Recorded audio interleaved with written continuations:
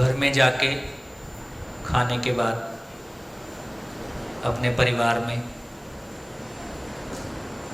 चर्चा की कि वो क्यों जी रहे हैं? कितने लोगों ने चर्चा किया? गुड,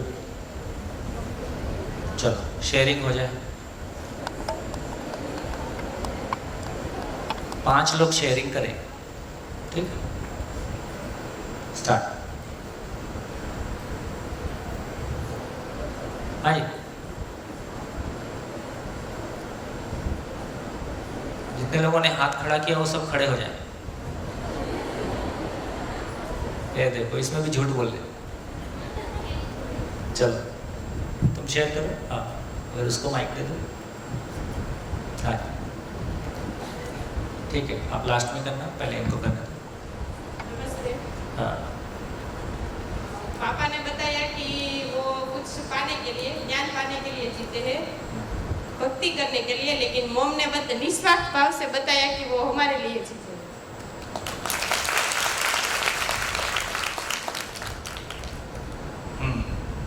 बढ़िया। और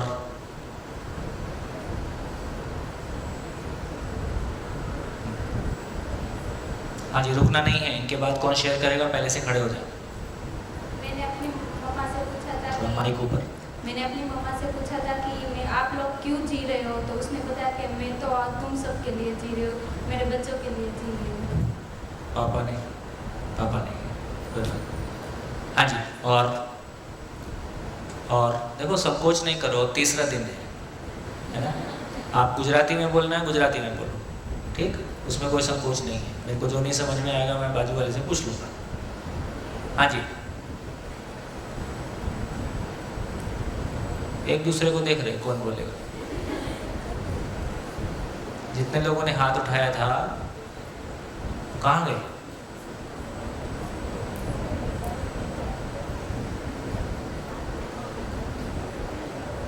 नहीं? हाँ हाँ, ये पीछे वाले। हाँ,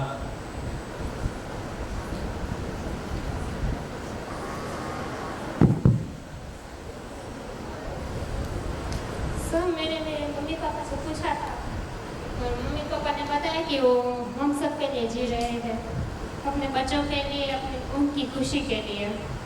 थैंक यू। और हाँ जी, सभा खुली है, सभी आप में से भी कोई शेयर करना चाहे तो कर सकते हैं। जो लोग यहाँ थे वो अपने घर फ़ोन भी कर सकते थे। फ़ोन करके पूछ लो कि तुम क्यों जी रही हो। पति लोग पूछ लें, पत्नी लोग पूछ लें। हाँ, हेलो, मेरा नाम शैलेश पटेल है, मैं गांधीनगर से आया हूँ। मैंने अपने आप को प्रश्न किया कि मैं क्यों जी रहा हूँ। तो मेरे अंदर से एक आवाज़ आई कि आज तक इतने साल में जो भी जिया वो तूने अपने लिए जी लिया है, तो अभी तुझे जीना है औरों के लिए। तो सबसे पहले घर वाले के लिए, घर में मेरी पत्नी है, मेरा बेटा है, मेरे पापा है, मेरी मम्मी है, उसके लिए जीना है कि उसको मैं ऐसा कुछ करूं कि उसको अच्छा लगे। जो मेरे इच्छा से कोई भी ऐसा कोई कदम ना हो जाए कि जो उनको अच्छा ना लगे। फिर घर से बाहर मेरे फ्रेंड सर्कल है और मेरे साथ जो भी जुड़े हुए हैं वो सबको मैं खुश करूं, ऐसा मैं चाहता हूं। और आगे जैसे जैसे मेरे अंदर बदलाव आता है तो पूरे सोसाइटी से लेके समाज तक और समाज के लेके विश्व तक जाना चाहता हूँ। ये मेरी अभी आज की सोच है। हाँ जी।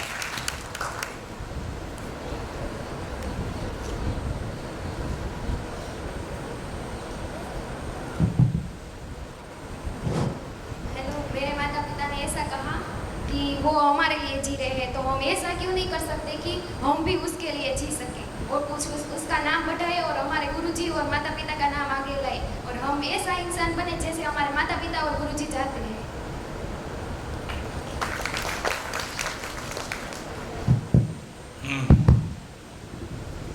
जी, पीछे एक माइक दीजिए।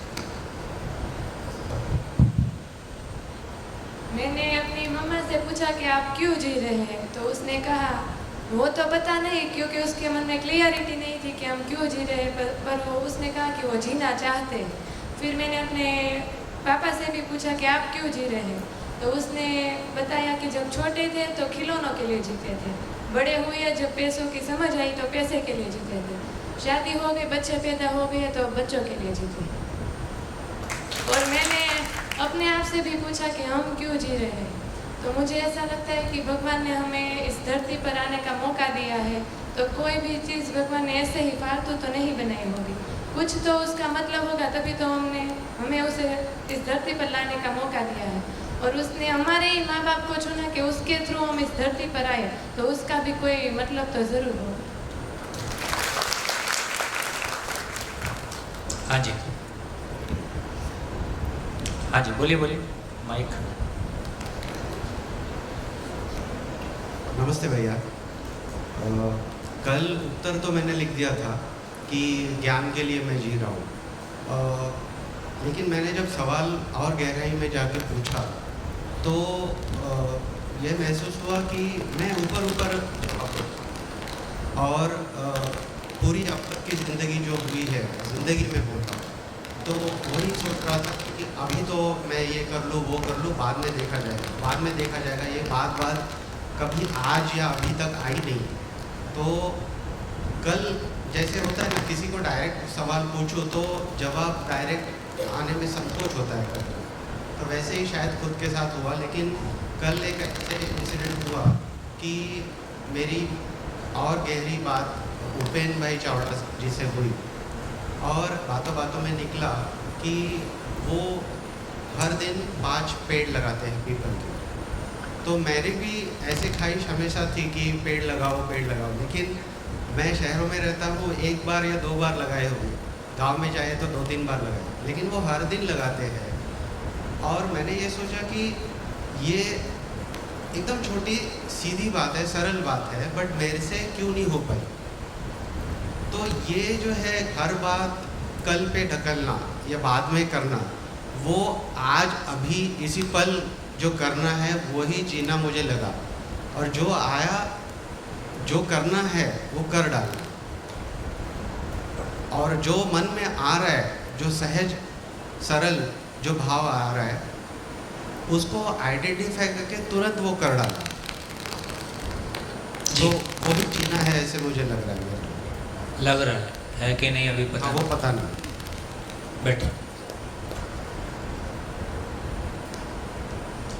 हाँ, अभी रुक जाओ, मैं 2-4 कमेंट कर दूं फिर बोलना, नहीं तो मैं भूल जाऊंगा कि मेरे को क्या कमेंट करना है। इतने सारे लोगों ने कुछ कुछ बोल दिया है।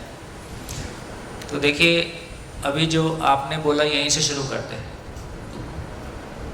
तो मेरा मन क्या कहता है? आपका मन जिस तरह के मटेरियल से बना है, क्योंकि उसने बचपन से लेके आज तक जो अपने परिवेश में, वातावरण में देखा है, वो उससे ही बना है। किसी ने पेड़ लगा दिए, किसी ने गाय पकड़ ली, किसी ने कुछ पकड़ लिया, उसमें से हम भी कुछ पकड़ लेते हैं। तो अब ये तय करना है कि मन क्या कहता है, कि ये अस्तित्व क्या कहता है। मन की सुनना खतरे से खाली नहीं है। तो मूल बात यह है कि हर आदमी अपने आप में यूनिक है, उसकी अपनी एक जर्नी है। मेरी जर्नी आपकी जर्नी नहीं है, आपकी जर्नी मेरी जर्नी नहीं है, लेकिन हम दोनों के लिए सत्य एक है। तो जो मूल चीज है कि संसार क्या है, मैं क्या हूँ, करना क्या है। तो अभी करने पे हमारा जोर ज़्यादा है कि क्या करूँ। दूसरों को सुखी कर दें, बहुत खतरनाक काम है। इसमें आपके दुखी होने की संभावना और उनके दुखी होने की संभावना ज़्यादा है। जो लोग ये कह रहे हैं कि हम अपने परिवार के लिए जी रहे हैं, आप लोगों को नहीं बोल रहा हूँ जिन्होंने ऐसा बोला, लेकिन जब उनके परिवार वालों से पूछते हैं तो बोलते हैं इसी से दुखी हैं। तो ये बहुत सारी हमारी भाषा क्या है कि कोई चीज़ खाली नहीं रहती, उसमें कोई ना कोई चीज़ आ ही जाती है। तो अभी हम कुछ कर रहे हैं ऐसा नहीं है, कोई जिम्मेदारी गले पड़ गई है, वो ढोल बजा रहे हैं, और ढोल सही में बज रहा है, वो सुरीला बज रहा है कि बेसुरा बज रहा है, वो तो बाजू वाला जानता है, संकोच के मारे बोलता नहीं है।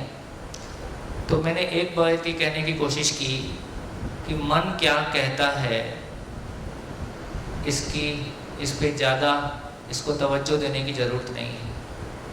अस्तित्व क्या कहता है उसको एक बार सुनने की, समझने की ज़रूरत है। उसके बाद मन क्या कहेगा तब उसको देखेंगे। इसलिए पहला काम, अब आपकी उम्र जितनी हो गई है उसमें कुछ सार्थकता के, हमारे पास अब टाइम कम बचा है, इन लोग के पास अभी टाइम ज़्यादा है, ये लोग कुछ कुछ प्रयोग कर लें चलेगा। अब हम लोग के लिए प्रयोग करने का समय नहीं बचा है, हिट एंड ट्रायल का समय नहीं बचा है। इसलिए आवश्यकता इस बात की है, ये पूरा अस्तित्व क्या है, क्यों है, कैसे है, इसकी चर्चा आपके सामने आती रहेगी। तो पहला काम यही है कि समझना ही करना है, तो करने को उतना मिनिमम पे रखा जाए जितने में काम चल सकता है, समझने को मैक्सिमम पे लाया जाए जितनी अपनी ऊर्जा लगाई जा सकती है। समझने के बाद जो भीतर से निकल के आएगा फिर उसको सुना जाए। इसलिए करने को सस्पेंड किया जाए, समझने को टॉप प्रायोरिटी पे रखा जाए और समझने के प्रोसेस में चीज़ों को इवॉल्व होने दिया जाए। कोई पेड़ आ रहा है कि कोई कुछ कर रहा है, बहुत सारे काम आसपास हो रहे हैं, उसमें से अपने खालीपन को भरने के लिए कोई एक काम चुन लेने का मतलब है और टाइम पास करना। ऐसा मैं कह रहा हूँ, मैं जो कह रहा हूँ उसको आपको मानने की ज़रूरत नहीं है, आप उसको जांचिए और ठीक से चलिए। तो दूसरों को खुश करना है, यह भी खतरनाक काम है।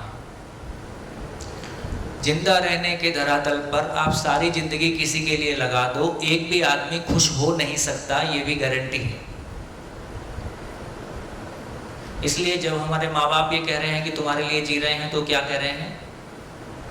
वो ये कह रहे हैं कि तुम्हारे हम जिंदा रहने के लिए जी रहे हैं। ये संवेदनशीलता हुआ कि संज्ञानशीलता हुआ? संवेदनशीलता हुआ।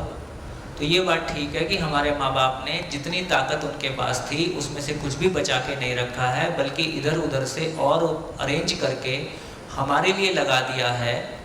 वो हमारे जिंदा रहने के अर्थ में है कि जीने के अर्थ में है? क्योंकि क्यों जीना है उनको भी नहीं पता है, उनकी गलती नहीं है, उनके स्कूल में चर्चा नहीं हुई थी, उनके समाज में चर्चा नहीं हुई थी, है ना। जैसे हम मान लीजिए हम पढ़ते हैं, हमको इंग्लिश आती है, हमारे माँ बाप को इंग्लिश नहीं आती है, इसमें कुछ गलत नहीं है। उनके ज़माने में ऐसे उनको इंग्लिश उपलब्ध नहीं हुई थी या दूसरी चीज़ें उपलब्ध नहीं हुई थी। तो एक बात तो ये स्वीकार होती है कि हमारे माँ बाप के पास जो था उससे कहीं ज़्यादा अपनी ताकत उन्होंने हमारे साथ लगाई है, लेकिन आदमी उतनी ही ताकत लगा सकता है जितनी उसकी चेतना का स्तर होता है, जितनी उसकी समझ होती है। तो अभी 99.9% जो कि हमने कल भी चर्चा किया, हम कोई फ़र्क नहीं पड़ता कि गांव में है, लंदन में है, अमेरिका में है या अहमदाबाद में है, हम जिंदा रहने को जीना मान के जी रहे हैं, संवेदनशीलता को जीना मान के जी रहे हैं, सुविधाओं को जीना मान के जी रहे हैं, किसी भाषा विशेष को बोलने से जीना हो जाता है ऐसा भी मान सकते हैं। इन तमाम बातों की कल हमने चर्चा की है कि ये जिंदा रहने तक सीमित है। जिंदा रहने में दोनों स्थितियां हैं, संवेदनहीनता पूर्वक भी जिंदा रहा जा सकता है। संवेदनहीनता का मतलब है मेरा सुख, मेरी सफलता से मेरे को मतलब है, उससे दूसरों को दुख होता हो, दूसरों का नुकसान भी करना हो तो मैं करूँगा, मेरी सफलता महत्वपूर्ण है। संवेदनशीलता का मतलब है कि मैं दूसरों के शारीरिक शरीर से जुड़े हुए दुख को महसूस कर पाता हूँ, मैं दूसरों के दुख को महसूस कर पाता हूँ और उसके लिए अपना तन मन धन दूसरों के लिए उपलब्ध कराता हूँ। ये जिंदा रहने के अर्थ में दूसरों के लिए सहयोग हो गया। तो अब हमको एक एक चीज़ बहुत क्लियरली पता हो, हमारे चाहने से ये दुनिया नहीं चल रही है। मैं चाहता हूँ कि ऐसा हो जाए, क्या हो जाता है? मैं चाहता हूँ कि मैं ऑर्गेनिक फार्मिंग करूँ, क्या कर लूँगा? तो चाहना जब तक योग्यता में नहीं बदल जाएगी तब तक हम बात कर सकते हैं, घटना तो नहीं घटती, है ना। तो चाहना योग्यता में बदल जाए, उसके लिए उसकी पूरी प्रक्रिया से हमको ही गुजरना पड़ेगा। केवल हे भगवान मेरा जीना हो जाए, भगवान मेरा जीना हो जाए, इससे जीना नहीं हो रहा है, क्योंकि हर चीज़ की प्रक्रिया है। उस प्रक्रिया से तो चाहना उसकी शुरुआत है, चाहना उसकी शुरुआत है, चाहे बिना कुछ होगा नहीं, लेकिन चाहने के बाद में उस प्रक्रिया से हमको गुजरना होगा। उस प्रक्रिया से गुजर के उसके लायक अपनी योग्यता को हमको बनाना होगा, तो कोई बात हो सकती है।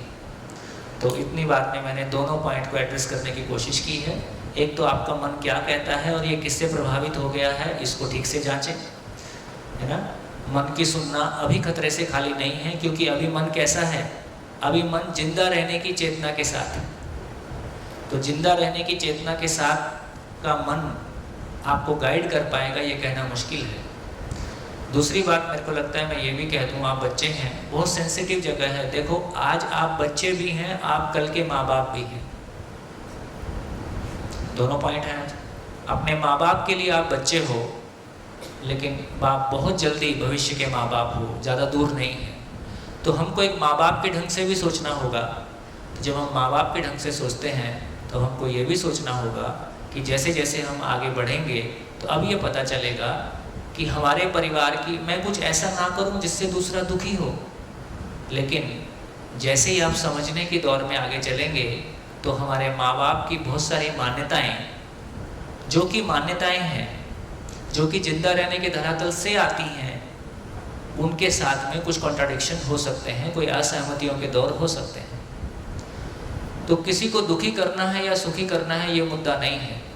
मुद्दा ये है, क्या मैं बुद्धिपूर्वक जी रहा हूँ, क्या मैं जानता हूँ, क्या मैं मुझको जीने की समझ है, क्या भाव और विचार की मेरी स्थिरता है। तो पहला काम ये है कि समझपूर्वक मेरे भाव और विचार की स्थिरता आ जाए, मेरे भीतर स्टेबिलिटी आ जाए। उस क्रम में मुझको जो प्रयास करना होगा वो करना होगा, है ना। इसलिए देखो, मैं इसको बहुत सेंसिटिवली सुनना है कि जैसे यदि अब बच्चे आज्ञाकारी होंगे तो क्या करेंगे, यदि बच्चे पूर्णतः माँ बाप के लिए आज्ञाकारी हो जाएं तो क्या करेंगे, तो उनका भविष्य क्या होगा। यदि आज्ञाकारी हो गए तो, आज्ञाकारी हो गए तो कैसे होंगे, तो माँ बाप के जैसे ही होंगे, क्योंकि वो जिंदा रहने के धरातल पर हैं। हम भी वैसे ही हो जाएंगे। आप वैसे ही होना चाहते हो क्या?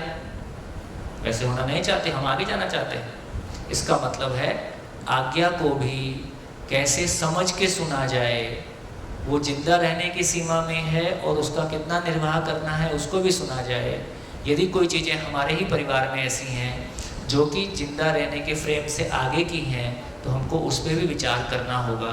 अपने परिवार में कैसे अनुकूलता बनाई जाए, उन रास्तों को भी हमको धीरे धीरे बनाना होगा। तो ये आज्ञाकारी बच्चे भी कोई अच्छी बात नहीं है, क्योंकि आज्ञाकारी बच्चे का मतलब है उसकी अपनी सोच विकसित नहीं हो रही है। लगातार किसी उम्र तक आज्ञा पालन अच्छी बात है, वो छोटी एज में।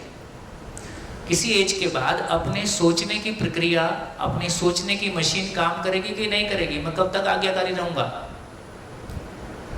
आज्ञाकारी कब तक रहूँ? कल आप माँ बाप बन जाओगे और आप अभी तक आज्ञाकारिता में ही जी रहे हो, तो क्या दोगे अपने बच्चों को? तो आपकी अपनी सोच, अपनी समझ, क्यों जीना है, कैसे जीना है, ये विकसित हो कि नहीं हो? ये आज्ञा पालन से आएगा कि समझने से आएगा? तो पूर्णतः आज्ञा पालन का मतलब है अपनी सोचने की मशीन को बंद रखना। तो ये बारीक तार है। तो कहाँ तक हमारे लिए आज्ञा पालन है? और मेरी आज्ञा पालन इस अर्थ में है कि मेरे सोचने की मशीन चालू हो जाए, और मेरे सोचने की मशीन मनमाने की ओर जाएगी कि समझ की ओर जाएगी। ये बीच का रास्ता एक और है इसमें, कि वो मनमाने की तरफ निकल जाए। हमारे ज़माने में एक ज़माना था जब हम माता पिता की बात का विरोध कर ही नहीं सकते थे। वो जो बोल रहे थे उसमें हाँ ही बोलना होता था, और पिताजी से डायरेक्ट बात होती नहीं थी, मम्मी के थ्रू होती थी। फाइल मम्मी को पुटअप करनी होती थी, फिर फाइल प्रॉपर चैनल से पिताजी के पास जाती थी, और वो ना बोल देंगे तो हमको चर्चा करने का भी स्कोप नहीं था। तो हम पिता मानी में जिए।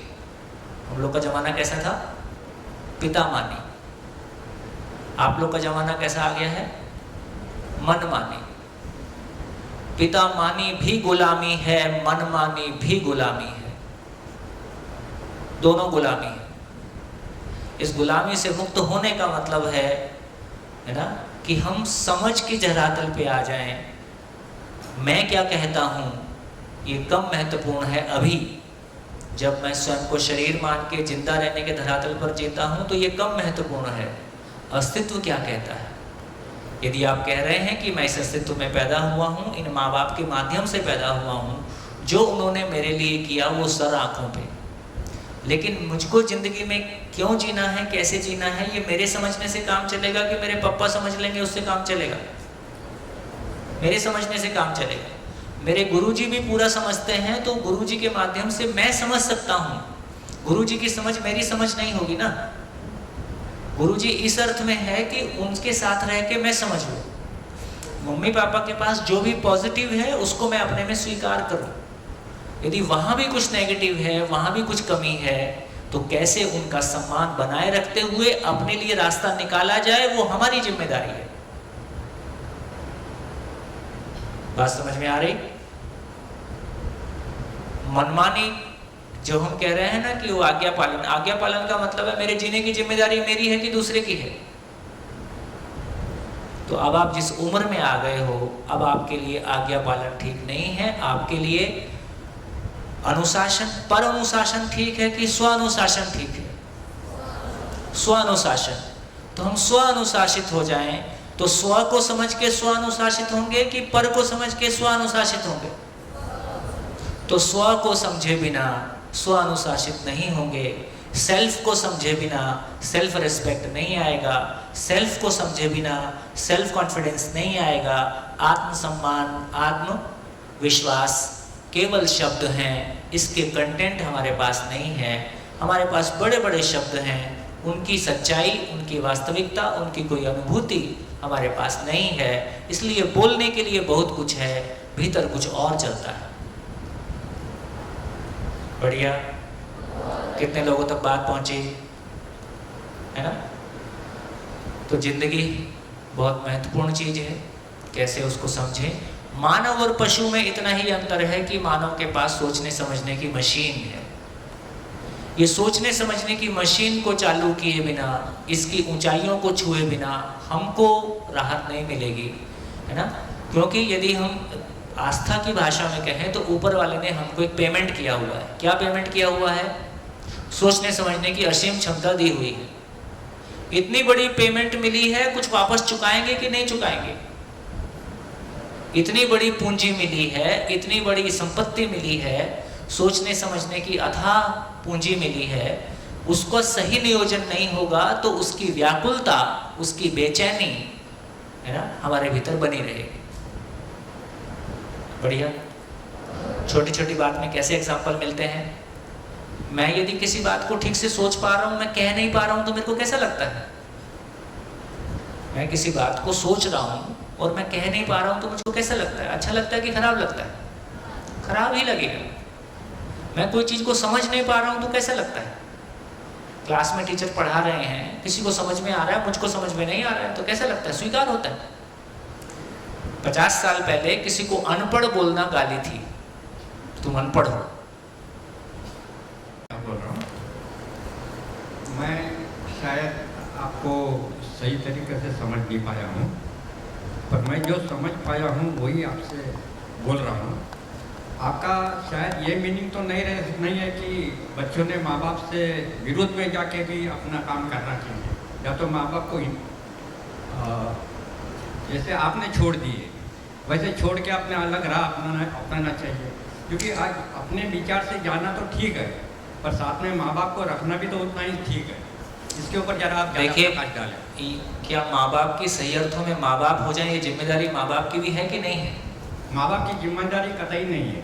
कतई नहीं है तो आप झेलने के लिए तैयार रहें। हम तो झेलने के लिए इसलिए बस तैयार है कि माँ बाप ही हमारे लिए सब झेलना पड़ेगा बाय डिफॉल्ट। उसमें ना मैं कुछ कर सकता हूँ ना आप कुछ कर सकते हैं। देखिए देखिए, बहुत मेरे को लगता है कि हम बैठे हम उस दौर में हैं, आज हम जिंदगी के उस दौर में हैं जहाँ बच्चा 5 साल में मम्मी को 5वीं क्लास तक मम्मी को निपटा लेता है और 10th क्लास तक पापा को निपटा लेता है, और उसके बाद क्लियर मैसेज है कि तुम्हारे पास काम की चीज़ पैसा है और सारी अकल मेरे पास है, बाकी तुम कुछ बात मत करो। ये शहरों की कहानी बहुत कॉमन है। क्लास 6 का बच्चा कहता है कि होटल में बर्थडे मनाऊंगा और उसको 25,000 रुपये चाहिए, क्योंकि हमने बर्थडे होटल में मनाए थे। आज हमको तो उसको लगता है कि खुशी मतलब होटल में मनाई जाती। तो मैं ये कह रहा हूँ कि बच्चा, हमको लगता है घर में जब बच्चा छोटा होता है हमको लगता है वो सो रहा है, वो सब कुछ सुनता है, सब कुछ देखता है, वो परिवार में सब कुछ देखता हुआ बड़ा हो रहा है। तो ये नहीं माना जा सकता कि हम ग्रेजुएशन तक पढ़े, अब उसके बाद अब हम माँ बाप हो गए और जो हम बोलेंगे हमारे बच्चे उस पर चलेंगे। ऐसा हो नहीं पा रहा है। लगभग हर घर में स्थिति ये है, शहरों की मैं बात कह सकता हूँ, यहाँ के ग्रामीण क्षेत्र की बात मैं अभी नहीं कहता, कि लगभग 12 तक आते आते माँ बाप ये इंतज़ार कर रहे हैं कि भैया जहाँ जाना है चला जा, पैसा ले ले, जान मत ले, क्योंकि दोनों के बीच में गैप है। वेस्टर्न कल्चर में ये परंपरा है कि 12th के बाद बच्चा घर से अलग हो जाता है, फिर अपना रूम किराए पे लेके अपना पैसा कमा के अपने से पढ़ता है, अपना पार्टनर अपनी मर्जी से ढूंढता है। ये परंपराएं कैसे शुरू हुई होंगी? एक 18-20 साल के लड़के को जब फाइनेंशियल और इमोशनल सपोर्ट की ज़रूरत है, वो परिवार से अलग इंडिपेंडेंट होके कैसे हो गया? उसके कुछ फ़ायदे भी हैं, उसके कुछ नुकसान भी हैं। हमारे यहाँ बच्चा 2 बच्चे का बाप हो जाता है, फिर भी बाप की नज़रों में वो बच्चा ही रहता है ना? और ऐसी भी अपेक्षा है कि सुसु करने जाए तो मेरे से पूछ के जाए। तो ये जो हमारे यहाँ ओवर पैम्परिंग है, अति संरक्षण है, और कहीं बिल्कुल ही संरक्षण से मुक्त हो गया है, ये कहानी कैसे हुई होगी? करीब 30 साल 91 के आसपास की बात है। रॉयल एम्बेसी ऑफ डेनमार्क में मेरे अंकल काम किया करते थे। डेनमार्क एम्बेसडर का लड़का इंडिया घूमने आया, 19 साल का रहा होगा, तो उन्होंने मेरे को जिम्मेदारी दी कि मैं 3 दिन उसको दिल्ली घुमा दूँ। तो 3 दिन मैं उसको लेके दिल्ली घुमाता रहा। वो कुछ अपनी शेयर करता रहा, मैं कुछ अपना शेयर करता रहा। तो उसने अपना बताया कि हम 12th के बाद घर से अलग हो जाते हैं, फिर जहाँ हमारा मन करता है वहाँ पूरा संसार घूमते हैं, फिर जो ठीक लगता है, पढ़ना है कि नहीं पढ़ना है, पढ़ना है तो क्या पढ़ना है, और पढ़ते हुए कैसे कमाना है, और फिर कल लाइफ पार्टनर कैसे चुनना है, ये सारे काम हम इंडिपेंडेंटली करते हैं। यदि उसके बाद पापा से पैसा लूँगा तो वो लोन है। ठीक हो गया? तो मैं उस समय ये सोच रहा था कि जब एक लड़के का, एक बच्चे का परिवार में उस समय उसको कमाना भी है, पढ़ना भी है, पार्टनर भी देखना है, शादी भी करना है। हमारे यहाँ देखें तो ये सब काम परिवार के हो रहे हैं। एक समय था जब बच्चे को सोचना नहीं था, माँ बाप ने जहाँ शादी तय कर दी वहाँ शादी हो जाती थी। अभी थोड़ा बच्चों ने माँ बाप का काम हल्का कर दिया है, वही पार्टनर चुन लेते हैं। भाई माँ बाप के ऊपर कितना बोझ था पहले, तो बच्चों ने ये काम हल्का कर दिया, तो तुम आशीर्वाद दो, बाकी काम हम कर लेंगे। तो कहीं कहीं ये माँ बाप को स्वीकार होता है, कहीं स्वीकार नहीं होता है। तो इसका मतलब ये हुआ कि ये जो अभी की स्थितियाँ ग्रो हो रही हैं, हम भी वहीं पहुँचेंगे 20 साल में। क्यों पहुँचेंगे? मैंने कहा कि हम पिता मानी वाले मॉडल हैं, आप मनमानी वाले मॉडल हो। मनमानी वाले मॉडल में माता पिता चाहते हैं कि घर में हमारी चले, आप कहते हो कि घर में हमारी चले, मैं जो कहूँगा वो ठीक है। इस तरह दोनों के बीच में क्लेश शुरू हो जाता है। और 12वीं क्लास का बच्चा 18 साल का, 19 साल का जवान बच्चा हो जाता है। ऐसे बच्चे के साथ में रोज़ घर में क्लेश हो, इससे अच्छा है कि भैया तुम अपनी ज़िंदगी अलग चलाओ। तो ये जो परंपराएं विदेश में बनी, ये अब कैसे बनी होंगी उसकी रूट समझ में आ रही है, और हम भी उधर ही जा रहे हैं। मैं दिल्ली का रहने वाला हूँ। दिल्ली में कितने बच्चे हैं जो अपना मकान, अपनी फैमिली होते हुए अलग रूम लेके अलग रहते हैं, क्योंकि परिवार के साथ उनकी नहीं जम पाती। उसके दोस्त रात बेरात घर आते हैं, वो रात बेरात किसी पार्टी में जाना चाहता है, वो रात अपने दोस्तों के साथ चिल करना चाहता है, परिवार में उसको लेकर रोज़ झिकझिक होती है, तो कहता है कि तुम्हारे साथ नहीं चलेगा, मैं अलग रहूँगा। ठीक? तो इसका मतलब ये हुआ, अब कौन गलत है? बच्चे गलत हैं कि माँ बाप गलत हैं? क्या करें? घरों में इस बात को लेके बहुत लड़ाई है। एक पिछले 10-15 सालों में ये नया चलन आया कि बच्चे रात को 2 बजे सोते हैं और सुबह 10 बजे उठते हैं। अब माँ बाप को सुबह 4 बजे उठने की आदत, और early to bed, early to rise makes a man healthy wealthy and wise, ऐसा सब पढ़ के हम बड़े हुए हैं। वो बच्चे को माँ बाप को देख के नहीं लगता है तुम वाइज हो गए हो 4 बजे उठने से। अब ऐसी जॉब्स हैं जो रात की जॉब्स हैं, आईटी की जितनी जॉब्स हैं वो रात की जॉब्स हैं, तो रात भर उनको जॉब करनी है, सुबह घर आते हैं। तो इन बदली हुई परिस्थितियों में हमारे आदर्श कितने चल पाएंगे? यदि मैं रोज बच्चे से इस बात पे झगड़ा करूं कि तुमको 10 बजे सोना है, घर में रहना है तो रहो, नहीं तो बाहर जाओ, क्या करेगा बच्चा? एक दिन वो बाहर का रास्ता देखेगा, घर में नहीं रहेगा। इसका मतलब है कि बदलते हुए ज़माने के साथ हमको भी अपने आदर्शों को, अपनी सोच को बदलना होगा। तो शरीर को देखें तो शरीर का बायोलॉजिकल क्लॉक है, तो शरीर का इतना ही मतलब है कि उसके अंदर खाना जाना और पॉटी करना दोनों का समय निश्चित होने की ज़रूरत है, इतना ही काम है। शरीर को जैसी आदत डाल दें तो रोज़ आप रात को 12 बजे खाना खाओ और सुबह को 10 बजे खाना, जो भी हो निश्चित हो। आज 2 घंटे पहले खाया, कल 4 घंटे बाद खाया, इससे इसको शरीर सहन नहीं कर पाएगा। तो फिर ये हुआ कि इसका सॉल्यूशन क्या है कि जो भी तुम्हारी जीवन शैली हो उसमें एक नियमितता हो, खाने का समय, उठने का समय, पॉटी का समय ये निश्चित हो, उसके बाद जो हो चलेगा। इस तरह से यदि कोई रास्ते निकालेंगे तो उस पीढ़ी के साथ हमारा कोई तालमेल बैठ पाएगा। और दूसरी बात यह है कि हमने जिंदा रहने को जीना माना है। जैसे मेरा ही एग्जाम्पल लोगे, आज यदि मैं मेरा एग्जाम्पल लेके मेरे पिता की या मेरे घर वालों की मान के जिसको वो नौकरी बोल रहे थे वही करता रहता तो मैं बहुत उदास रहता, मैं बहुत निराश रहता, मैं बहुत परेशान रहता। एक परेशान आदमी अपनी बीवी को क्या देगा, अपने बच्चों को क्या देगा और अपने घर में क्या देगा। मेरे ऐसा करने से मेरे परिवार वाले दुखी हुए कुछ साल, लेकिन आज उनको बहुत खुशी है इस बात की कि मैंने वो निर्णय लिया। चाहे उस समय हम नहीं समझ पाए, पर आज हम समझ पा रहे हैं कि तुमने ठीक निर्णय लिया। तो दोस्तों, मैं ये कहना चाहता हूँ, आपके लिए ये कहना चाहता हूँ कि आपको हमारी तरह करने की ज़रूरत नहीं थी। हमारे समय में हमको प्यास थी, कुएं की तलाश में हमको घर छोड़ के जाना पड़ा। आपके समय में कुएं की यदि आपकी प्यास है तो आजकल टोंटी घर घर में आ गई है ना, टैप वाटर। तो अब टोंटी घर घर में है तो आपको कुछ भी करने की ज़रूरत नहीं है। जहाँ है, जिस परिवार में है, उसी परिवार में अपनी मानसिकता को बेहतर करते हुए, यदि किसी भी परिवार में उसके एक सदस्य की मानसिकता बेहतर होती है, परिवार उसको स्वीकार करेगा कि नहीं करेगा? करता है। हमने 20 सालों में हज़ारों एग्जाम्पल देख लिए, हज़ारों परिवार देख लिए जहाँ एक व्यक्ति शिविर में आता है।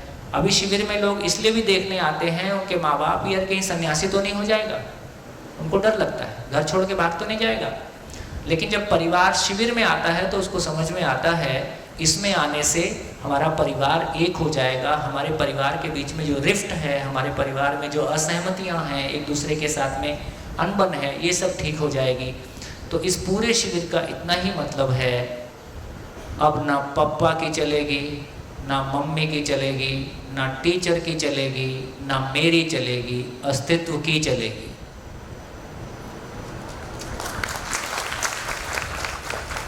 सबको अस्तित्व के अनुरूप होना है ना। सबको अब लगभग ये स्थिति आ भी गई। कहाँ से उम्र बढ़ने के साथ साथ बच्चों का टीचर्स और पेरेंट्स के प्रति सम्मान बढ़ता हुआ दिखाई देता है कि घटता हुआ दिखाई देता है? जोर से बोलो। घटता हुआ। इसमें बच्चों की प्रॉब्लम है कि पेरेंट्स और टीचर्स की प्रॉब्लम है? अब बोलने में संकोच होता है क्योंकि ये फिर भी बहुत शिष्टाचार वाले हैं। देखिए, मैं ये कहना चाहता हूँ, यदि मेरे द्वारा आपकी जिंदगी में कोई योगदान हुआ है तो आप मेरा सम्मान करने के लिए बाध्य हैं। बीच में कोई चीज है ही नहीं। क्या बोला? यदि किसी व्यक्ति के द्वारा आपकी जिंदगी में कोई योगदान हुआ है, यदि प्रकृति ने, यदि किसी व्यक्ति के माध्यम से आपको कुछ मिला है, आप उसका सम्मान ना करें, ऐसा हो ही नहीं सकता। इसका मतलब यदि मास में देखा जाए, यदि बच्चों उम्र बढ़ने के साथ साथ टीचर्स और पेरेंट्स का सम्मान बच्चों के मन में घट रहा है, बहुत उधारी सेंटेंस बोलता हूँ, बहुत उधारी बातें बोलता हूँ, लेकिन उसके मीनिंग समझेंगे तो हम पार पाएंगे। तो इसमें पेरेंट्स और टीचर्स को सोचने की ज़रूरत है कि बच्चों को सोचने की ज़रूरत है? क्योंकि बच्चा जब जन्म लेता है, अद्भुत घटना देखिए, बच्चा जब जन्म लेता है वो तो आग पे भी विश्वास करता है, उसको तो आग से भी ये शंका नहीं है कि आग मुझको जलाएगी। वो तो 100% जो कुछ भी उसके सामने है उसके साथ 100% जीने का प्रयास करता है। खाना उसको पकड़ में आ गया कि कोई चीज़ मैं खाता हूँ तो हर चीज़ उठा के मुंह में लेके जाता है, उसको नहीं पता कि खाने की चीज़ है कि नहीं खाने की चीज़ है। तो मैं ये कहना चाहता हूँ कि जिन परिवार में बच्चे जन्म लेते हैं, जिन लोगों के आसपास जन्म लेते हैं, वो तो अपने परिवेश में क्या एक भी चीज़ है जिस पे वो शंका करता है? वो तो शंका नहीं करता है। तो जब बच्चा पैदा हुआ था वो तो हर चीज़ पे विश्वास करने के साथ पैदा हुआ था, फिर इसका विश्वास कैसे टूटा? फिर आज ये विश्वास क्यों नहीं कर पा रहा? तो क्या लगता है, बड़े लोगों को क्या लगता है? तो आज ये विश्वास क्यों नहीं कर पा रहा? हम भी उस एज से गुजरे हैं।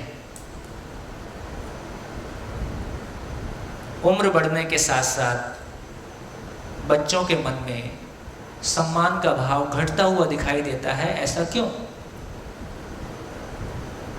क्या लगता है? हाँ जी, माइक लीजिए।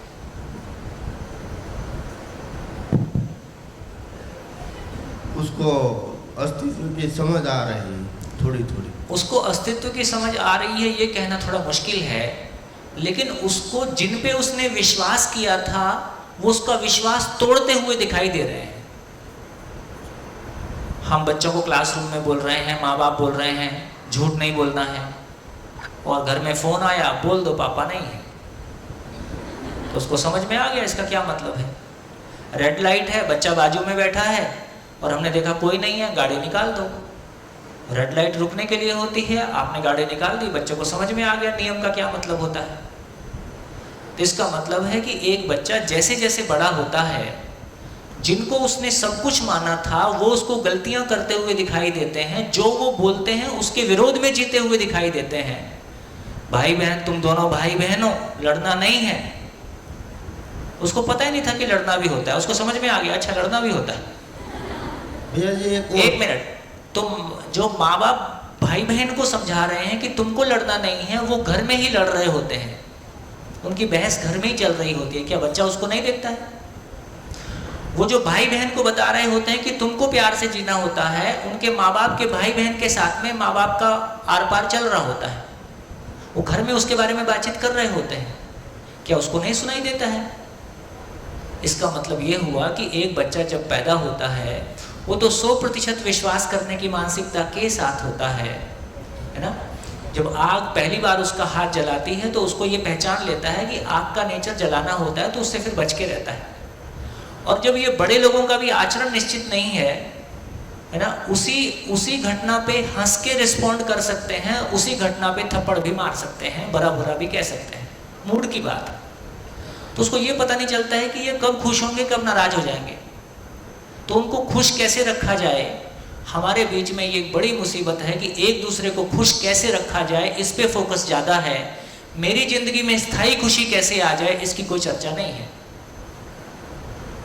ये बात ध्यान में आ रही? परिवार में जीते हुए हमारा सबका प्रयास ये बना रहता है कि एक दूसरे को खुश कैसे रखा जाए।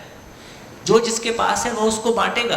तुम्हारे पास खुशी नहीं है तो तुम नहीं बांट सकते। ऊपर से फेस स्माइलिंग है और अच्छा है, ये ज़्यादा दिन नहीं चलता है, घर में नहीं चलता है। पत्नी बोलती है ना, यार बाहर तो तुम अच्छा आचरण करते हो दूसरों के साथ में, घर में तो ऐसा नहीं रहते हो। कितने लोगों ने सुना है सेंटेंस, ये देखो सबके घर में वही होता है। इसका मतलब है बाहर मेरी एक्टिंग चल सकती है, घर में एक्टिंग काम नहीं आ रही है। बाहर मेरी भाषा वाला शिविर चल सकता है, घर में तो आचरण शिविर चलता है। तो घर में हम सब नंगे हैं मतलब सब कुछ दिखाई दे, एक दूसरे का सबको सब कुछ पता होता है।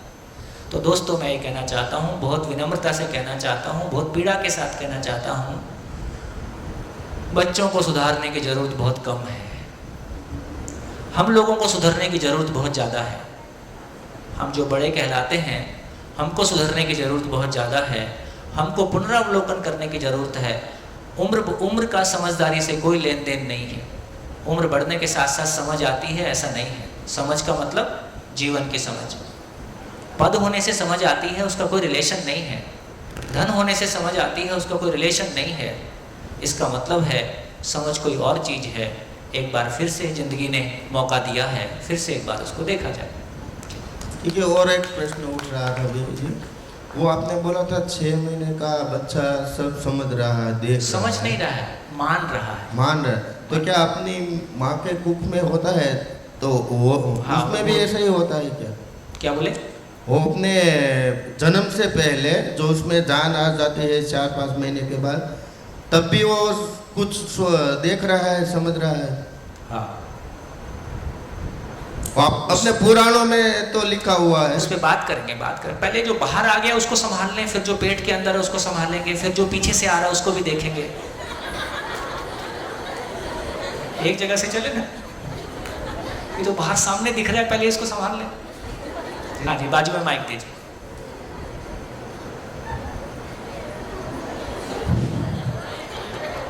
मैं अगर आपको सही समझ पाया हो, उसी हिसाब से मैं आपको पेश कर रहा हूँ।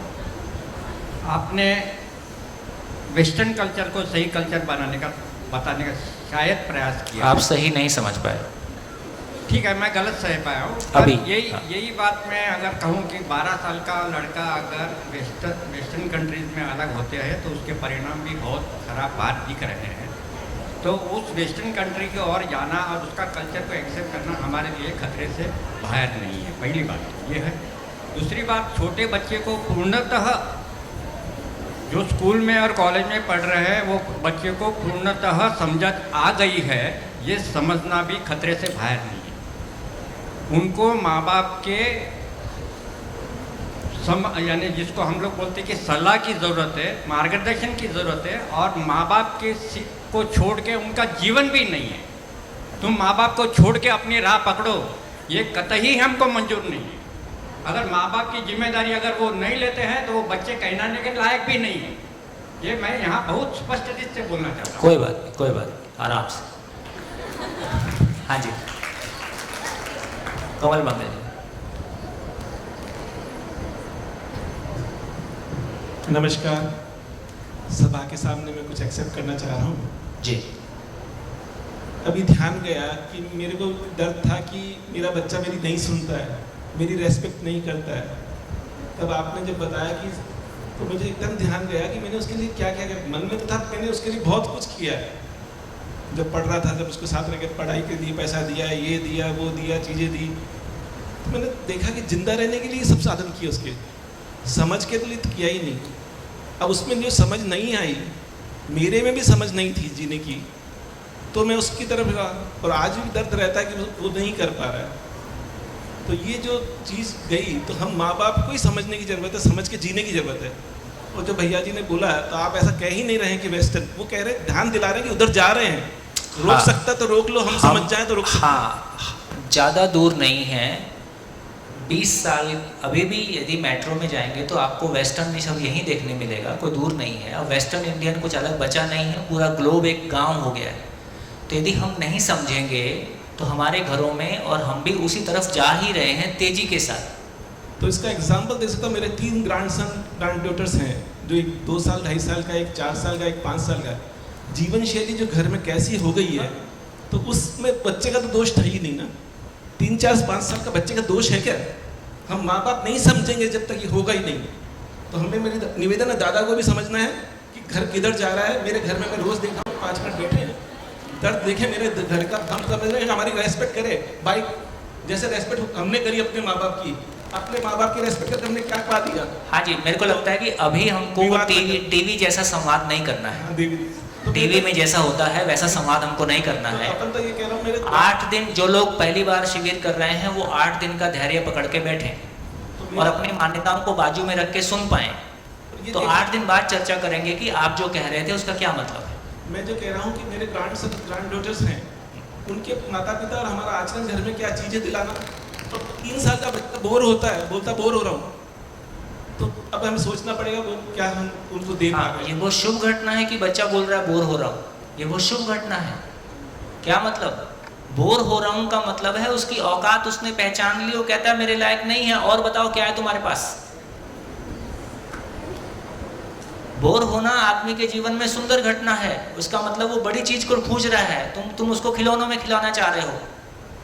इसका मतलब है कि हमको ये सोचना होगा कि जैसे जैसे पीढ़ियां आगे बढ़ रही हैं, सोचने समझने का, चेतना का स्तर बच्चों का बढ़ रहा है। हमारे बचपन में आपको याद है कभी हम बोर हुए थे? हमको बोर होने का पता ही नहीं था। हमको कॉलेज में आते तक भी ये अकल ही नहीं थी यार दुनिया क्या है और क्या सोचना है।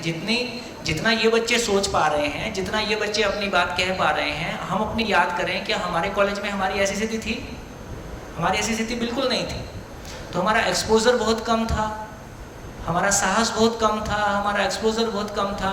जैसे जैसे हम आगे बढ़ रहे हैं हमको पूरी दुनिया देखने को मिल रही है। हाँ, अब वो मनमाने की तरफ जाएगी क्योंकि कोई मॉडल हमारे पास नहीं है, कोई मॉडल हमारे पास नहीं है, इसलिए वो मनमाने की तरफ जाएगा। हेलो हाँ, नमस्कार। मैं इसके संदर्भ में एक मेरी निजी घटना शेयर करना चाहता हूँ जी।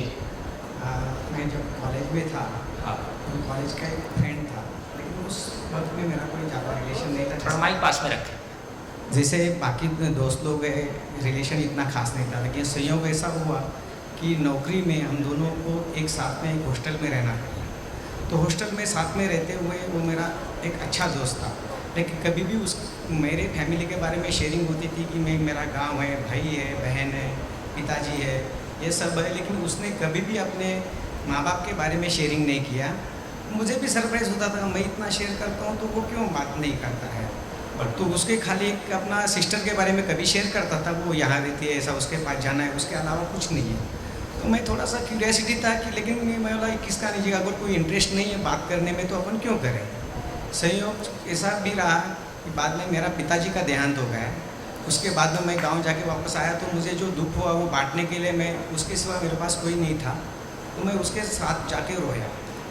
तो वही टाइम पे उसने फिर उसके जो भी कहानी शेयर की कि वो एक बहुत बड़े घर का लड़का था जिनका पिताजी मतलब तबला, मैं नाम नहीं शेयर करना चाहता हूँ, जिनके पिताजी तबला वादक, उनके टीवी में सब प्रोग्राम में शोज आते थे। वो टाइम पे मैं कर रहा हूँ 95 की बात कर रहा हूँ। वो टाइम पे टीवी में उनके तबला वादक के अच्छे से प्रोग्राम था और बड़े घराने का लड़का था। तो वो टाइम पे जब सुन के उसने बताया और उसने भी वो टाइम पे दिल खोल के साथ मेरे साथ बात की, तो मुझे इतना अफसोस हुआ कि ऐसी क्या बात हो सकती है। सुविधा के तौर पे दोनों, ये भी नौकरी में था, वैसे सुविधा की कोई कमी नहीं थी, उनका पिताजी भी अच्छे घर का था, तो भी अनबन में दोनों, मतलब जहाँ तक मेरी समझ है कि वो भी दुखी था और उसके माँ बाप पिताजी भी दुखी थे। तो ये जो भी हुआ सिर्फ समझ के कारण ही हुआ, इसका दूसरा कोई कारण मुझे दिखता नहीं। बस बस बस। तो देखिए, निष्कर्ष के रूप में अभी 2 लाइनें कह के फिर थोड़ी शेयरिंग और सुनते हैं। तो सार ये निकला कि हमारे माता पिता, हमारे टीचर्स भी हमारे लिए अच्छा ही चाहते हैं, लेकिन अच्छाई की परिभाषा क्या है? तो बच्चे की अच्छाई की परिभाषा अलग है, माता पिता की परिभाषा अलग है और टीचर की परिभाषा अलग है। तो जब तक हम सबकी ज़िंदगी को लेके परिभाषाएं एक नहीं हो जाएंगी, तब तक हमारा ज़िंदगी को लेके आपस में कम्युनिकेशन नहीं हो पा रहा है।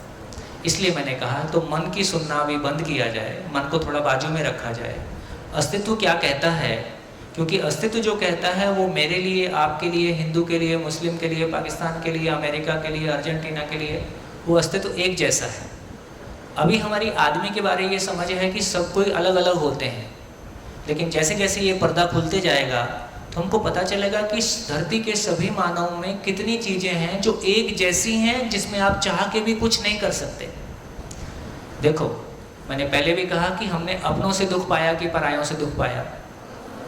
हम उनको दुख देना चाहते हैं कि सुख देना चाहते हैं, वो हमको दुख देना चाहते हैं कि सुख देना चाहते हैं, हम दोनों ही सुख देना चाहते हैं। इसका मतलब है सुख समझ में आया कि नहीं आया। मैं पानी पीना चाहता हूँ, आप मेरे को पानी देते हो, मेरी प्यास बुझ जाती है। मेरे को भूख लगती है, आप खाना देते हो, मेरी भूख मिट जाती है। लेकिन आप मेरे को सुख देते हो, मेरे को दुख जैसा लगता है। इसका मतलब है कि हमारी सुख की समझ, जिंदगी की समझ, खाने की समझ ठीक है, पानी की समझ ठीक है, कपड़े की समझ ठीक है, मकान की समझ ठीक है, इसमें दिक्कत नहीं है। लेकिन दिक्कत कहाँ है? हमारी सुख की समझ, जिंदगी की समझ, सही और गलत की समझ। किस बात की लड़ाई है? लड़ाई इतनी है कि मेरी चलेगी कि आपकी चलेगी। लड़ाई इस बात की है कि सही क्या है, जो मैं कह रहा हूँ वो सही है कि आप जो कह रहे हो वो सही है। इसलिए मैंने कहा कि अब ना टीचर की चलेगी, ना माँ बाप की चलेगी, ना किसी की चलेगी, ना प्रधानमंत्री की चलेगी, ना सीएम की चलेगी। अब बस एक ही चलेगी धीरे धीरे, कि जो सबके लिए सही है वही सही है। तो सही गलत का कोई सार्वभौम मापदंड होगा कि नहीं होगा? सही और गलत व्यक्ति पे आधारित होगा या सही और गलत का कोई सार्वभौम मापदंड होगा, यूनिवर्सल क्राइटेरिया होगा? जैसे 2 + 2 4 होते हैं। ये भारत में होते हैं कि अमेरिका में भी होते हैं? सभी जगह होते हैं। यदि मानव एक प्रकृति का इकाई है, एक प्रकृति में पैदा हुई कोई चीज है, तो जिस तरह से प्रकृति के सारे नियम पेड़ पे, पौधे पे, पशु पे, पक्षी पे लागू होते हैं, वैसे ही प्रकृति के सारे नियम सभी मानव पे भी समान रूप से लागू होते हैं। वो जो समान रूप से लागू होने वाले नियम हैं, उनको पहचान के हम एक दूसरे के साथ अपने संबंध को, अपने कनेक्शन को पहचान पाएंगे। नहीं तो अपनी अपनी मान्यताओं के साथ जिएंगे, एक दूसरे का विरोध करेंगे, जिसकी लाठी उसकी भैंस। जब तक बच्चे छोटे रहते हैं, उसको पता है पिताजी बड़े हैं, रैप दे देंगे खींच के, तो अपने को डर लगता है तो मान लेते हैं। थोड़ा अपना शरीर जवान होता है तो पिताजी को भी समझ में आ जाता है कि अब नहीं मारा जा सकता, और बेटे को भी समझ में आ जाता है कि अब पुराने दिन गए, अब बात करो। तो अपना फिर टोन बदल जाता है। वो अंदर से नहीं बदला है, ऊपर से बदल गया है, पता है कि अब नहीं चलेगा ये, है ना। तो कोई एक पॉलिटिकल पार्टी आज कर रही है, अब किसने युद्ध कर दिया, वो कब्जा कर लेता है। तो अभी घर में भी युद्ध पूर्वक कब्जा होगा एक दूसरे पे, या कोई समझ की बात होगी? स्कूल टाइम में टीचर जैसे बच्चे को धमका लेते हैं, ऐसा कॉलेज में नहीं होता है। कॉलेज में बच्चे टीचर को धमका रहे हैं, हाँ। तो इसका मतलब ये हुआ, ये धमकाने चमकाने से घर ना चलेगा, ना इंस्टीट्यूशन चलेगा, और अपने भीतर भी नहीं चलेगा। मेरे भीतर भी मेरा एक मन ये कहता है, दूसरा मन ये कहता है, अब किसको धमकाऊं? तो इसका मतलब है धमकाने चमकाने से, किसी और तरीके से ना अंदर चलता है, ना घर चलता है, ना संस्था चलती है, ना देश चलता है, ना विश्व चलता है। क्या चीज से चलेगा? सबके लिए सही गलत का कोई एक मापदंड होगा, जीने का कोई एक स्वरूप होगा। कल की चर्चा में निकल के आ गया, धरती के सारे परिवारों का जीने का स्वरूप क्या होगा? धरती के सभी परिवारों का जीने का स्वरूप है कि शिकायत मुक्त, अभाव मुक्त परिवार, क्योंकि इससे ज्यादा होता नहीं, इससे कम में चलता नहीं। पूर्ण की परिभाषा है कि पूर्ण कम अधिक से मुक्त होता है। ये बात समझ में आती है? पूर्ण, पूर्ण शब्द सुना है? पूर्ण कम अधिक से मुक्त होता है, ये पूर्ण की परिभाषा है। पूर्ण का परिभाषा क्या होगा? पूर्ण किसको बोलेंगे? जैसे अभी आप पूर्ण हो के अधूरे हो, अधूरे हैं, क्योंकि मुझको दिखता है कि यार मुझसे गलती होती है, मेरे भाव और विचार में गलती होती है, कभी कभी अच्छा लगता है, कभी खराब लगता है, कभी कोई मेरे व्यवहार से खुश होता है, कभी नहीं होता है।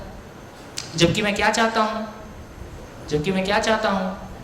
मेरे भीतर वो सुख का सरोवर भरा रहे, हर क्षण हर पल हमेशा मैं एक सुकून के साथ, एक स्टेबिलिटी के साथ बना रहूं, और जिसके साथ भी मैं व्यवहार करूं वहां भी वो सुकून फैलता जाए। मुझको अपने भीतर किसी अधूरेपन का एहसास ना हो, किसी कमी का एहसास ना हो। ऐसा कितने लोग चाहते हैं?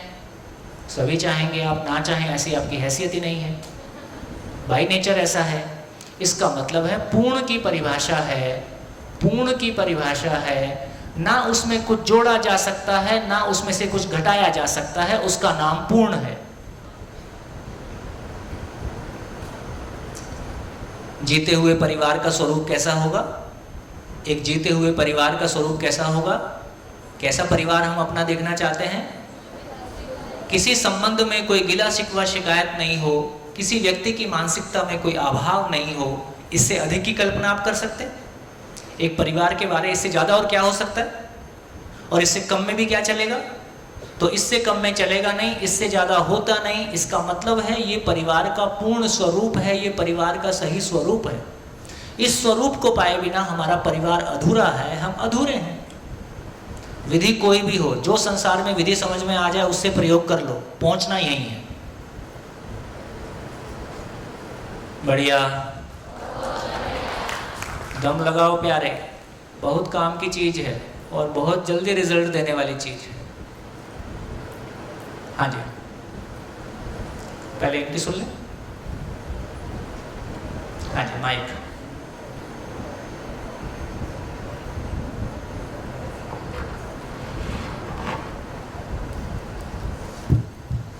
नमस्कार जी।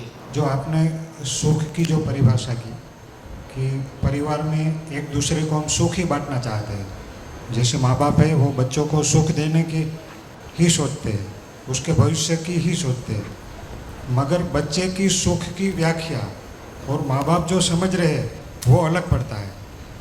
बच्चों को माँ बाप को पता है कि अगर ये पढ़ेगा तो इसका भविष्य अच्छा रहेगा, मगर बच्चों को पढ़ने का दिल ही नहीं है, वो तो खेलना ही चाहता है। तो उसका सुख तो पढ़ने में है, मगर अभी उसका सुख उसको खेलने में लगता है, तो सुख देने के बावजूद भी उसको लगता नहीं है सुख, तो क्या करें? बढ़िया हो गया। जो प्रॉब्लम आपने कही, कितने लोग उससे सहमत हैं? हाथ उठाएं। ठीक हो गया, ये हम सबके साथ है। आप बोल लीजिए, फिर मैं बोलता हूँ।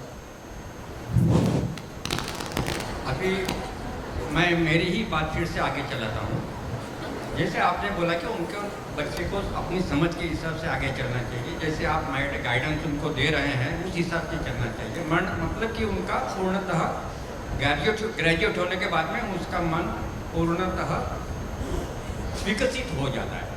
एक बात हमेशा मैं यहाँ कहना चाहता हूँ, आप एक मिनट आपसे हाथ जोड़ के कहना चाहता हूँ, आप जो भी निष्कर्ष निकालते हैं मैं वैसा नहीं कह रहा होता हूँ। इसका मतलब, ये सुन लीजिए एक बार, इसका मतलब है कि अभी हमारे आपके बीच में सुनने का काम ठीक से नहीं हो पा रहा है, इसलिए जो आप निष्कर्ष निकालते हैं मैं वैसा कह ही नहीं रहा हूँ। फिर मेरे को थोड़ा आगे बढ़ने दो। आपने अभी बोला कि बेटा बाप है उसको मारने के लिए तैयार हो जाना है। एक बात ये मैं बहुत विनम्रता से आपके कहना चाहता हूँ, बहुत बहुत बहुत ही विनम्रता के साथ में कहना चाहता हूँ कि बाप का मार भी वो प्यार ही है भाई।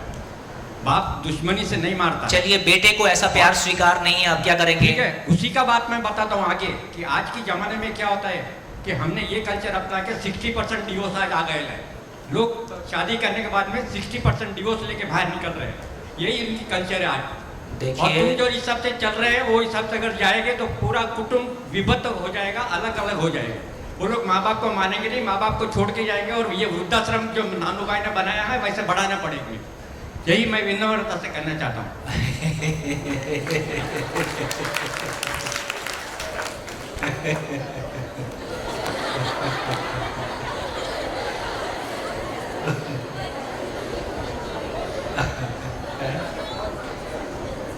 हाँ जी, तो मैं आपकी इस बात से पूर्णतः सहमत हूँ। यदि हमारे प्रयासों के बाद वृद्धाश्रम बढ़ते हैं तो ये समाज की असफलता है। मैं आपकी बात से पूरी तरह सहमत हूँ। अब प्रक्रिया को अभी एक बार देख लें तो मैं ये कहना चाहता हूँ कि जो पुराने समय में माँ बाप का मारपीट बच्चों को स्वीकार था, अभी के ज़माने में वो मारपीट स्वीकार है कि नहीं है? नहीं है। सुनो इन सब से। तो इसका मतलब ये हुआ कि मारपीट करने का मतलब है अपनी बात को बलपूर्वक मनवाना। अब मैं यहाँ पे 10 लठैत रखूं और जो मैं कह रहा हूँ इसको आपसे बलपूर्वक मनवाऊं, ये तरीका ठीक है? किसी को स्वीकार होगा? इसका मतलब है हर व्यक्ति सुखी होना चाहता है, वो सुख चाहता है, इसमें भी उसका कोई योगदान नहीं है, बाय नेचर है। इसका मतलब है सुखी होने का कोई ऐसा रास्ता जो सबके लिए समान रूप से स्वीकार्य हो, ऐसा कोई रास्ता है। ऐसा रास्ता पापा को भी समझ में आ जाए, बेटे को भी समझ में आ जाए, पत्नी को भी समझ में आ जाए। तो अभी जो भाई साहब ने कहा कि माँ बाप चाहते हैं कि तुम पढ़ लो तो तुम सफल हो जाओगे। अब बच्चे का मन पढ़ने में नहीं है। ये सारे बच्चे कॉलेज स्कूल गोइंग हैं। अभी कुछ बातें देखो, जब मैं कुछ बातें ऐसी कहता हूँ जिनको आपको भी पचाने के लिए थोड़ा मन लगाना पड़ेगा। जब मैं ऐसी बातें बोलूँ तो आप माँ बाप हो के सुनो। क्या बातें बोलूँ? अभी की पढ़ाई, जिसको अभी हम पढ़ाई कह रहे हैं, वो किसी भी क्लास में कितने बच्चे ऐसे होते हैं जिनको उस पढ़ाई में मज़ा आ रहा होता है इसलिए वो पढ़ रहे होते हैं? ऐसे बच्चे हर क्लास में कितने होते हैं?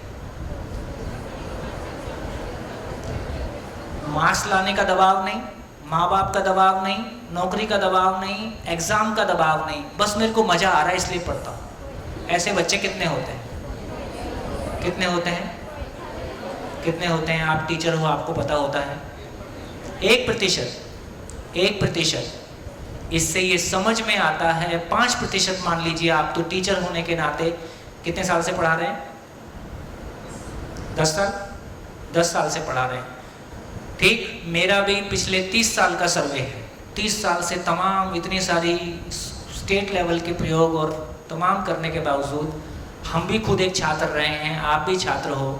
किसी भी क्लास में 5 बच्चे ऐसे मुश्किल से निकलेंगे जो सही अर्थों में ये कहें, उसमें भी किसी को मैथमेटिक्स में मज़ा आता है, ऐसे मिल जाएंगे।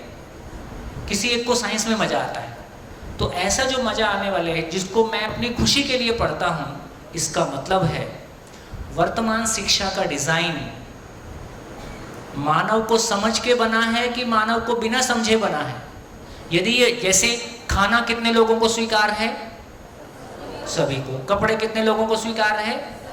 मकान कितने लोगों को स्वीकार है? अपनी बात को कहना कितने लोगों को स्वीकार है? किसी भी बात को समझना, इसका मतलब है पढ़ाई अच्छी बात नहीं है।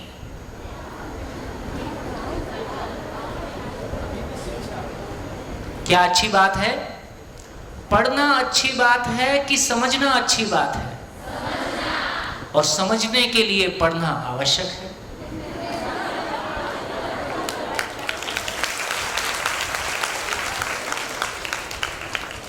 जैसे ये भी तो एक क्लासरूम है, 750 लोग बैठे हैं। 750 लोगों की क्लास, ब्लैक बोर्ड भी चल रही है, ठीक, व्हाइट बोर्ड भी चल रही है, क्लास जैसी ही चल रही है।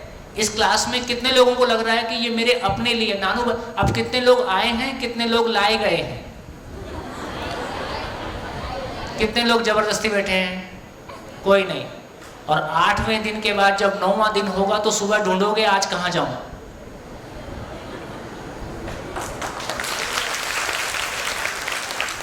तो दोस्तों, ये जिस पढ़ाई को हम पढ़ रहे हैं, मैं नहीं कह रहा हूं कि फिजिक्स नहीं पढ़ना है, केमिस्ट्री नहीं पढ़ना है। एक बार जिंदगी में समझने का मजा आना शुरू होता है, एक बार जिंदगी में समझने का मजा आना शुरू होता है, समझ को जीने का मजा आना शुरू होता है, अपनी समझ को व्यक्त करने की खुशी मिलती है।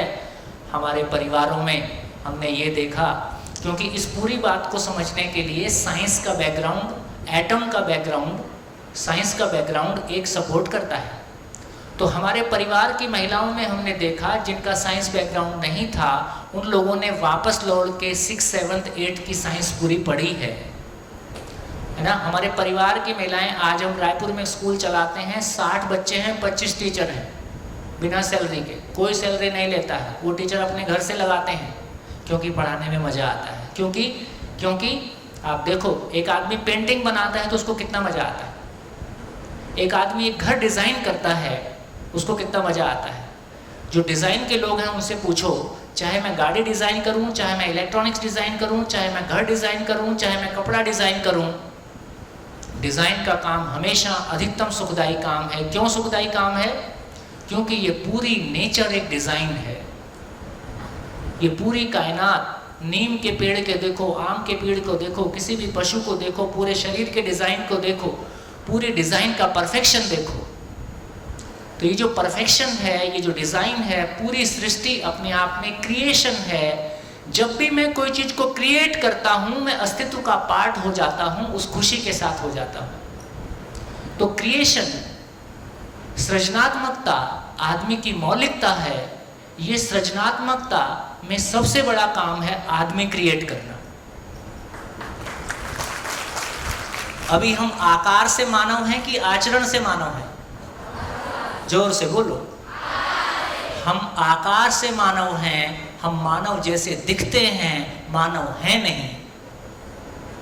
मानव होते तो हमारी जिंदगी में वो खुशी होती, वो खुशबू होती, जिस मानव की इतनी महिमा, इतनी गरिमा कहीं कहीं हमको सुनने देखने को मिलती है, वो मेरी जिंदगी में होती।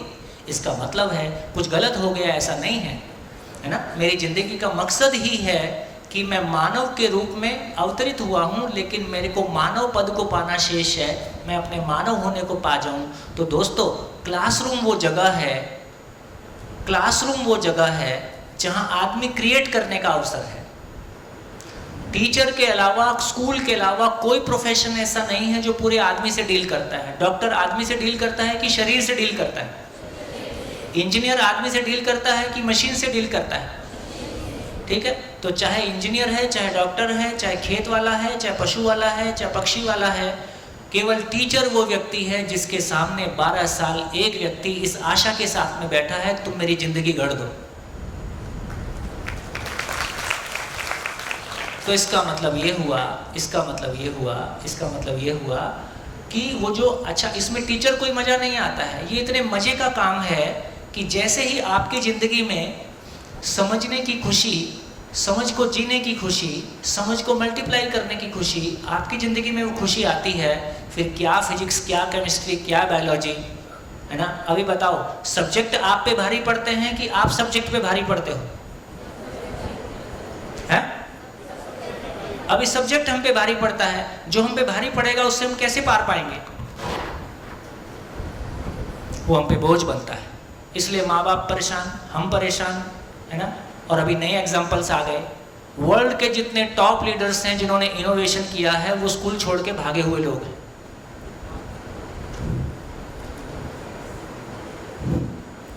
जो पढ़ते हैं वो केवल नौकरी करते हैं, जो नहीं पढ़ते हैं वो नौकरी देते हैं।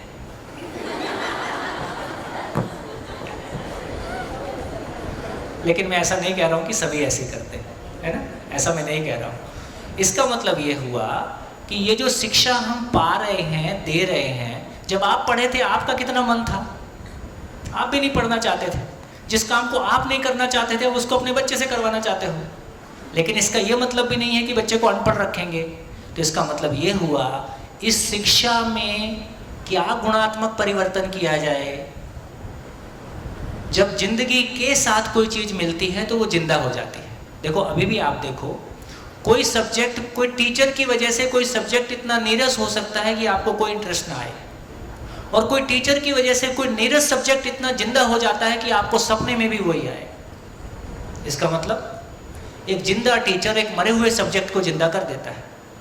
इसका मतलब है कि यदि हमारी पूरी एजुकेशन ही जिंदा हो जाए तो फिर बच्चे क्यों, अच्छा पढ़ना लिखना एक तरह की योग्यता है, इसके अलावा भी बहुत सारी चीज़ें हैं। तो हमारी शिक्षा को समग्रता में लाने की ज़रूरत है। तमाम फिलोसोफर्स ने, तमाम एजुकेशनिस्ट ने पिछले 50, 60, 100 सालों में ये बात की है कि शिक्षा में परिवर्तन की ज़रूरत है ना। गांधी जी से लेके और जे कृष्णमूर्ति से लेके और ओशो से लेके और तमाम महापुरुषों से लेके और कोठारी कमीशन से लेके NCF 2005 को पढ़ के देखो। NCF 2005 का मतलब है नेशनल करिकुलम 2005। ये कहता है कि जिंदगी को क्लासरूम में लेके आओ और क्लासरूम को जिंदगी बच्चों को क्लासरूम से बाहर रटने से मुक्त करो। जितने भी बातें NCF 2005 कहता है वो किसी भी गवर्नमेंट ने इम्प्लीमेंट नहीं किया है, क्योंकि उसको इम्प्लीमेंट करने के लिए जो विजडम, जो समझ, क्लैरिटी होने की ज़रूरत है वो वहाँ पे नहीं है ना। हमारी भी कोई ऐसी हैसियत नहीं है, लेकिन ये दर्शन की एक ऐसा अद्भुत दर्शन हाथ में लग गया।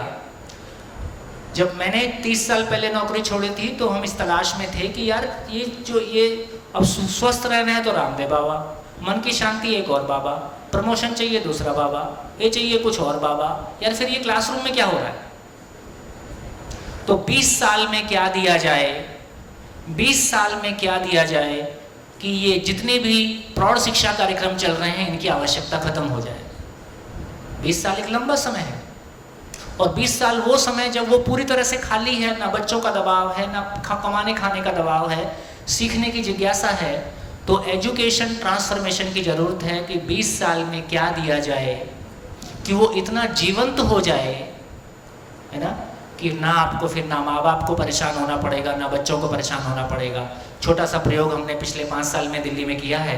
हैप्पीनेस कैरिकुलम के नाम से ज़िंदगी को क्लासरूम में लेके आए हैं। 15 साल लगा स्ट्रगल में, क्योंकि जो टिपिकल एजुकेशनिस्ट है वो ये मानता है कि केमिस्ट्री एजुकेशन है, फिजिक्स एजुकेशन है, ये ज़िंदगी में बात करना तो बाबाओं का काम है, ये एजुकेशन का काम नहीं है। इसके लिए किसी धर्म, ये धर्म का काम है, ये समाज का काम है, ये माँ बाप का काम है, ये एजुकेशन का काम है ही नहीं, ये एजुकेशन है ही नहीं। गलत नहीं कह रहे हैं, क्योंकि एजुकेशन की मर्यादा है।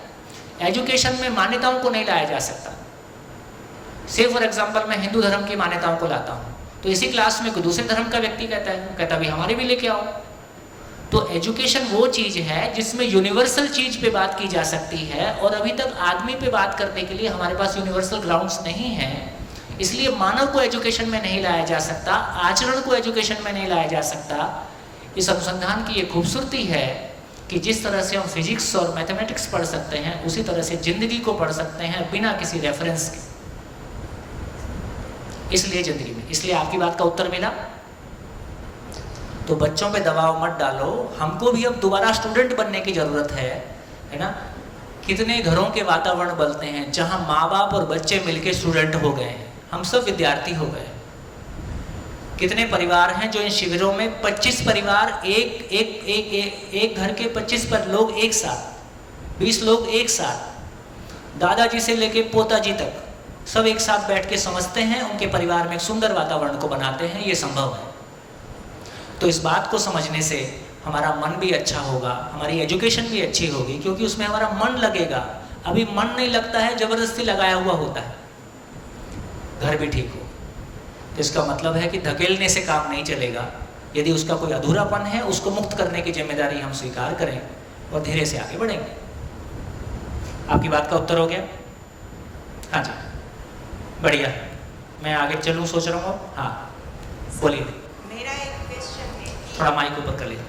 जो परिवार की हम बात करते हैं, हाँ, तो बेसिक क्वेश्चन है कि परिवार में हम सब मम्मी पापा भाई बहन शादी होके हस्बैंड सास ससुर सब मिलते हैं, तो वो कर्म की वजह से मिलते हैं, किस तरह से हम सब मिलते हैं? देखो मेरे को लगता है कि सब चीज़ों को बहुत रहस्य में ले जाने की ज़रूरत नहीं है। आप बाजार में जाते हो, दुकानदार से भी मिलते हो, और उस दुकानदार से आपके संबंध ठीक हो जाते हैं तो उससे दोस्ती भी हो जाती है। तो इसका मतलब ऐसा नहीं है कि जितने लोगों से आज मिल रहे हैं इनसे पिछले जन्म का कोई रिलेशन था वही सारे मिल रहे हैं। इतने भी रहस्य में जाने की ज़रूरत नहीं है। सभी मानव हैं ही हैं, और एक आदमी का कितने मानव से संबंध हो सकता है? जितना आपका फैलाव होगा उतने मानव से हो सकता है। इसका मतलब है मानव कहीं भी है वो हमसे प्यार की अपेक्षा रखता है, हम भी उससे प्यार की अपेक्षा, संबंध की अपेक्षा रखते हैं। वो योग्यता हम में आ जाए तो सबके साथ जीना हो जाए, योग्यता नहीं है तो पतली गली ढूंढते हैं, इससे नहीं बनी, पिछले जन्म का कुछ झंझट होगा। ऐसा नहीं है।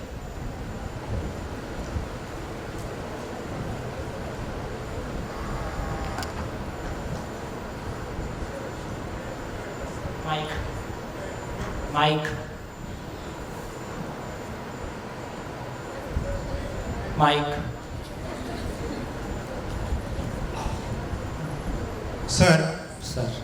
सर मैं 100% आपके बात के साथ सहमत हूँ कि teacher is A only and only creator जो डिज़ाइन किया है।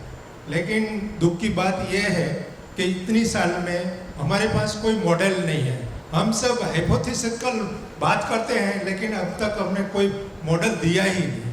जो पुराना मॉडल है, जो ऋषि मुनियों का मॉडल है, वो हमने ख़त्म कर दिया। जो आप बात करते हैं वो मॉडल था, लेकिन वो मॉडल एडेप्ट करने में अभी कोई प्रयास भी नहीं किया। हम सब बता रहे हैं कि भाई ये एजुकेशन में खराब है, लेकिन अभी तक कोई मॉडल हमने तैयार किया नहीं है। बढ़िया, तो कोई मॉडल है उसको देख लीजिए। देखो अब तो देश को आज़ाद हुए 75 साल हो गए, 75 ईयर्स का मना रहे हो 15 अगस्त पे। तो किसने मना किया अपने मॉडल ले आए? तुम आज़ाद देश है ना, तो किसने मना किया? तो इसका मतलब है कि एक बार मेरे को थोड़ी सी एक बात और भी लगती है, अभी हमने सब चीज़ें सरकारों पे डाल रखी हैं। बच्चे हमने पैदा कर दिए, अब संस्कार देने का नाम भाजपा का है, कांग्रेस का है और तमाम और पॉलिटिकल पार्टियों का है। ये भी सोचने की बात है यार, बच्चे हमने पैदा किए थे, जिम्मेदारी दूसरे को दे दी। और एक समय था जब समाज पढ़ा लिखा नहीं था, आज तो हम सब पढ़े लिखे हैं। तो यदि हमको लगता है कि एजुकेशन पे सोचने की ज़रूरत है, वो हम सब मिलके सोचेंगे ना, हम सब मिलके अपने बच्चों के लिए एजुकेशन अब देख लेंगे। तो ये एक मॉडल सामने है, इसके आधार पे कुछ स्कूल कॉलेज यूनिवर्सिटीज़ में कुछ काम चल रहा है, इंटरनेशनली भी कुछ चीज़ें ग्रो हो रही हैं, तो देखिए मिलजुल के यदि ठीक लगेगा तो और आगे सोचेंगे। हाँ जी, थैंक यू। मेरी जो भी अभी बात हुई उससे 2-3 शेयरिंग करना चाहता हूँ मैं। सबसे पहले तो कम्युनिकेशन, क्योंकि समझ आना एक अपने आप से हो सकता है या जैसे आपने बोला पढ़ाई की ज़रूरत है, तो कम्युनिकेशन का कितना महत्व है। उदाहरण के तौर पे सारा कुछ सामने है अस्तित्व में, पर कोई इसको समझता है और कोई इसको समझने गलत समझता है या समझने की कोशिश नहीं करता। अब ये बच्चे के तौर पे मेरा और जो पेरेंट चाइल्ड रिलेशनशिप के तौर से मैं पूछूँ कि अगर मैं समझ मतलब कम्युनिकेट करना चाहता हूँ कि ये हो सकता है, वो हो सकता है, ये है, और उसको इंटरेस्टिंग भी करना चाहता हूँ, पर साथ ही साथ दूसरी बात मुझे समझ में आई कि आचरण, खुद का आचरण बहुत इम्पोर्टेंट है, क्योंकि वो सामने से मुझे देख रहा है और उससे ज़्यादा ऑब्जर्व और सीख रहा है। तो छोटी छोटी बात पे मुझे इंट्रोस्पेक्शन करने की ज़रूरत है। तीसरी बात जो आई है कि अगर मैं इंटरेस्टिंग बना दिया उसको और उसके जहन में या उसके सामने एक और इंटरेस्टिंग कोई बात है, अब उदाहरण के तौर पे, और जो रुक जाइए, अभी इस चर्चा में से अपन कहीं पहुंच नहीं पाएंगे। गेमिंग अभी ऐसा करते हैं कि अभी बात पूरी आई नहीं है, मतलब बच्चा अभी कंसीव नहीं हुआ और नाम रखने की तैयारी हो रही है। तो पहले बच्चा आ जाने देते हैं, तब देखते हैं। तो एक बार पूरा कंटेंट आ जाए फिर उस पर सोचेंगे कि कैसे, पहले जिसको हम समझ बोल रहे हैं वो समझ है भी कि नहीं है, कैसे जांचें। प्रॉब्लम तो इतनी है ना, जब बच्चे से बात कर रहे हैं उसको लगता है कि यार तुम ठीक नहीं बोल रहे हो, मैं ठीक बोल रहा हूँ। तो पहले ये समझ लें कि वो जो बात थी कि मैं मेरे मन से बोल रहा हूँ कि अस्तित्व से बोल रहा हूँ, है ना, तो पहले उसको चेक कर लें, फिर आगे की सोचेंगे। Thank you. हाँ जी, पीछे एक हाथ उठ रहा है, माइक दीजिए।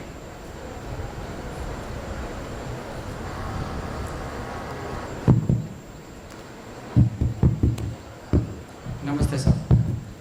ये अभी मेरे शिक्षा संबंधित बात आई है, इसलिए बहुत अच्छा लगता है कि एक नीरस सब्जेक्ट को जिंदा बना देना है और हमें ऐसा बनाना है कि यूनिवर्सल सत्य हो, तथ्य हो, जिसे दुनिया स्वीकारे। तो उसमें एक बात आती है कि सत्य, तो उसके साथ और क्या क्या हम ऐड कर सकते हैं वो 8 दिन रुक जाइए जी, पहले पूरा आने दीजिए। अच्छा। फिर अपन उस पर बैठ के बात करेंगे कि पहले कंटेंट एक बार आ जाए। हाँ, तो अभी रुकते हैं, आगे बढ़ते हैं। Thank you sir. हाँ जी, ठीक है। चलिए, फाइनली आज का सुबह का दिन इस बात के लिए था कि मैं क्यों जी रहा हूँ। तो मैं कुछ सर्वे करता हूँ आपके बीच में से। जब मैं सर्वे करूँगा तो बिल्कुल क्लियरली ध्यान दे के आप हाथ उठाइए कि आप उसमें हैं कि नहीं हैं, ठीक।